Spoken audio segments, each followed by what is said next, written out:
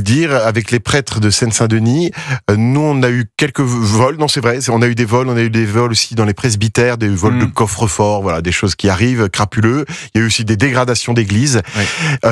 En réalité, avec les confrères de Seine-Saint-Denis, ça a provoqué quelque chose de bizarre. Cambriolage plus dégradation égale désir d'ouvrir encore plus nos églises. D'accord.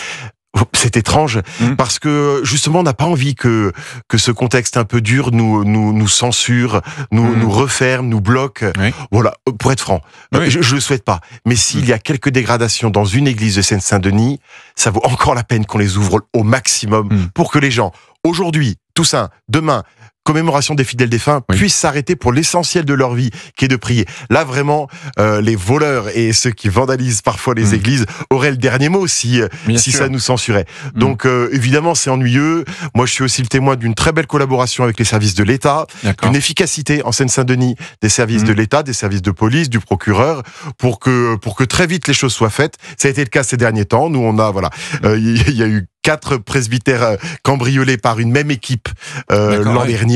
Les gars ont été arrêtés. Bravo la police. Oui. Et c'est bien. Mais ça doit pas nous bloquer et ça doit pas rendre aussi, moi ce que je dis aux confrères, ça doit pas rendre notre regard dur. Oui, et puis parce nous que mettre sinon dans on vit une peur plus. perpétuelle. Non, c'est plus possible. Et si les chrétiens ont peur, c'est plus possible.